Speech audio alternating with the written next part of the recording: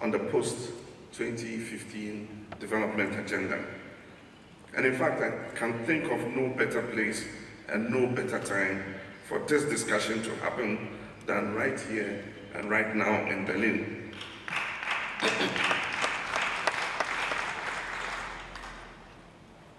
When I received your invitation to speak on the CAP post-2015, I wondered what you required me to do. Certainly, you did not require me to come and present a technical paper because Mr. Lopez of UNECA is here, and all the technocrats from the AU who helped us to arrive at a common African position are here, and I'm sure they'll give you enough of the technical aspects of our common African position. And so the writer and historian in me took over.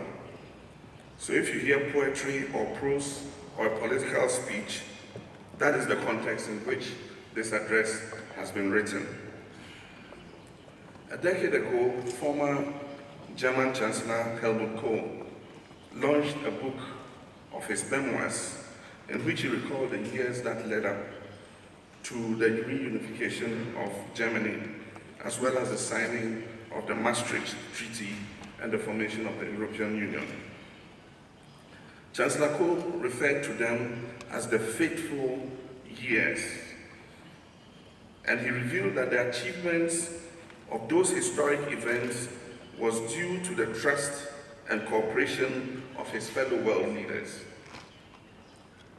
We were united, Chancellor Kohl said, not only by political respect for each other, but also by mutual sympathy as people. Not only by political respect for each other, but also by mutual sympathy as people. As I was preparing my notes for this address, dutifully detailing the 6 pillars that comprise the common African position, those words spoken by Chancellor Kohl kept surfacing in my thoughts. I kept returning to that concept of humanity, to that core sympathy that leaders must have, not merely for one another, but also for their constituents and for all the citizens of this world as people.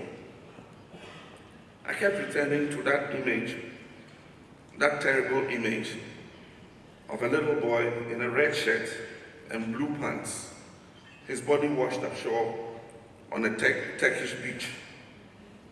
A 3-year-old boy by the name of Aylan Kurdi, dead as a result of a dangerous journey that he and his family made in search of safety and the possibility of a better future. But one will ask, what does this have to do with Africa? You're probably wondering. It has everything to do with Africa. It has everything to do with Africa because that boy, that body that washed ashore, could so easily have been any of the huge number of African children whose lives have also been claimed by those same waters this year, as their families attempted to cross the Mediterranean onto European soil.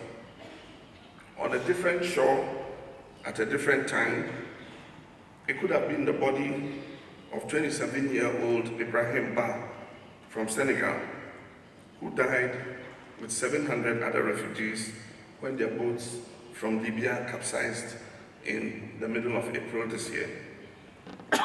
Or it could have been his neighbor who left the village, the same village, several weeks before Ibrahima, and is believed to have died as he tried to make his way across the Sahara Desert to North Africa to find and pay a trafficker to ferry him to some place, indeed any place inside the European Union. Since the beginning of this year, over 3,000 refugees have died trying to make the journey across the Mediterranean. A large number of these deaths have been African. In 2014, 280,000 refugees arrived at the borders of the European Union. By the end of this past August, the number of refugees for this year, 2015, had almost reached 350,000. Of that number, 7,000 have recently been granted refuge here in Germany. And I'll be remiss if I did not take this opportunity to applaud Germany for taking this admirable, humane, and ultimately controversial action in response to what is being described as the most significant refugee crisis since the Second World War.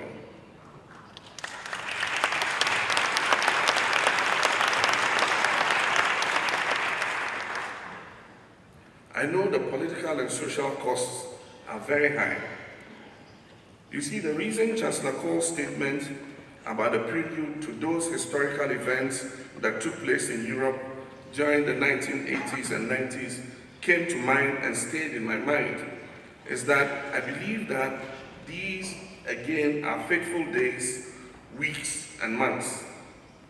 I believe that the trust, cooperation, and basic humanity of our world leaders now will chart a new and defining course in this crisis. So it is important as we discuss how to implement a post-2015 agenda to also investigate why we find ourselves here in the midst of this crisis in 2015. Because what is worth sustaining more than life itself? And for what are we developing our nations, if not the stability, prosperity, and dignity of our citizens' lives, and the fulfillment of our children's hopes, dreams, and ambitions? It is difficult to predict what will happen in the world tomorrow. Events are moving at a frightening pace. Just a while ago, it was the Arab Spring, then the Syrian conflict, then the missing Malaysian passenger jets, then there was a conflict in Ukraine, then ISIS, then Charlie Hebdo, and now the migrant or refugee crisis. We took down a wall right here in Berlin, the Berlin Wall. Will the world put up new walls? Maybe, I don't know. It is a testament of our faith in our common humanity that we're meeting this year in New York to launch a post-2015 agenda, when it is difficult to even guess what will happen in the next 3 months before this year draws to a close. The Common African Position, or CAP for short, was created by the African heads of states under the auspices of the African Union in order that we can speak with one voice and act in unity to ensure that Africa's voice is heard and is fully integrated into the global development agenda. The CAP is made of 6 pillars, and these are structural economic transformation and inclusive growth, science, technology, and innovation, people-centered development, environmental sustainability, natural resource management, and disaster risk management, peace and security, finance, and partnership. Although each of these pillars contains its own set of sub-goals that are specific to that particular area of focus, non-performance or an intrusion to the rate of performance in any one of those pillars can greatly impact the efficacy of the work being done in other areas. This is especially true when countries already in tenuous positions, as many African countries find themselves, are faced with unforeseen disasters. We witnessed this last year with a sudden outbreak of the Ebola virus disease, which quickly spread across borders and claimed the lives of thousands of West Africans. But the epidemic claimed more than just the lives of those infected with the virus. It also claimed the livelihoods of those who were not infected. The epidemic took a tremendous toll on the labor force. Fear of exposure, voluntary as well as mandatory quarantines brought everything to a standstill, affecting even the harvest and thus the food supply. The revenue expected from tourism also experienced a steep decline as flights stopped operating to those affected countries and prospective visitors and business people altered their travel plans. Another thing to bear in mind when discussing the CAP is the potential effect of climate change on African nations. Take, for example, the fact that specialists have predicted that this year's El Nino, the annual climate phenomenon that occurs along the equatorial Pacific and impacts weather patterns across the globe, will be the strongest on record. There's a very likely possibility of flooding on the eastern coast of Africa. If that happens, it will be impossible to gauge the effect it will have on countries like Kenya and Tanzania, which just experienced mass flooding in May that left hundreds homeless, killed large numbers of livestock, and destroyed staple crops such as maize and cotton. Droughts have also long plagued various regions of the African continent, and with the effects of climate change, many nations are losing large percentages of their crop capacity. This will increase food shortages in areas that are already grappling with critical levels of hunger and extreme poverty. In and of themselves, such situations are difficult and destabilizing enough as residents contend with the overburdening of infrastructure, the shortage of resources, loss of income, and shifts in population due to displacement or relocation. Unfortunately, such situations and their aftermath also then function as unhinging stresses that lower morale and tear at the very fabric of society. The sense of community and belonging that encourages a diverse group of people to coexist and to devote their individual efforts to the larger common good. And those rifts in the social fabric become the perfect entry points for people and groups whose intent it is to divide and wreak havoc. Political dissidents and terrorist organizations such as Boko Haram in Nigeria, Al-Shabaab in Somalia and Kenya, Lord's Resistance Army in Uganda and the Central African Republic, and Al-Qaeda in the Islamic Maghreb. And as we all know, terrorism is a threat to the entire world, not just the region in which it first takes root. I wish also to speak to the issue of governance, because Africa has long been stereotyped as a continent of corrupt, repressive, and sometimes violent dictators. Despite the consistent spread of democracy as a result of free and fair elections and the institution of rule of law in many nations, that perception of Africa still persists. While it is true that there is conflict and political instability in several countries, especially in North Africa, as a result of the uprisings and ensuing civil turmoil, the continent of Africa is by and large politically stable.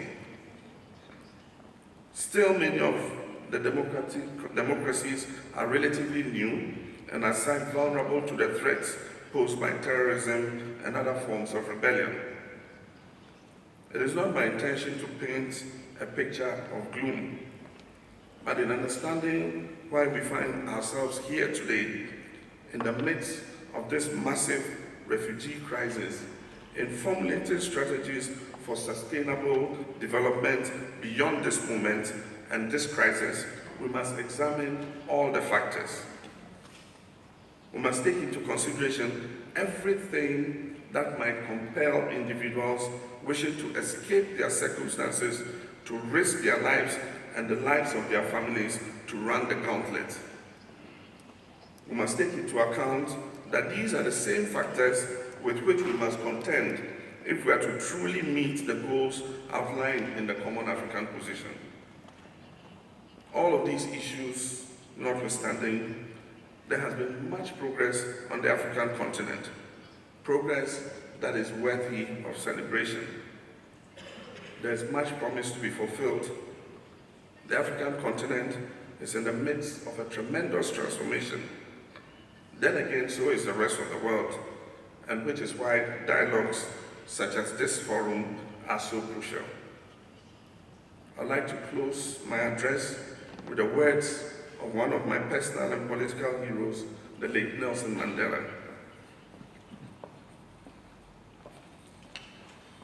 President Mandela said, "Our human compassion binds us, the one to the other, not in pity or patronizingly, but as human beings who have learned how to turn our common suffering into hope for the future." It is imperative in these urgent times that we lead with compassion, with humanity, and with the courage to fight, to create and sustain the world we want. And so the question we must ask ourselves is that in these current fateful days, as Helmut Kohl said, as leaders and people, are we united by our political respect for each other and our mutual sympathy for each other? I thank you for your kind attention.